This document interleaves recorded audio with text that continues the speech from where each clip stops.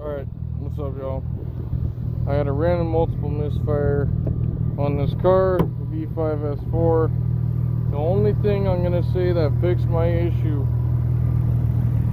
is when you're looking at these coil packs on the ECS tuning 2-liter packs, you got to make sure they're all sitting at the exact same height on the plug.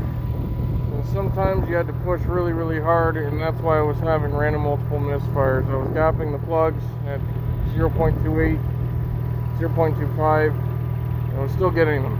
But the thing that I found that fixed my random multiple misfire was checking every single coil pack was down the equal amount, and it fixed my issue.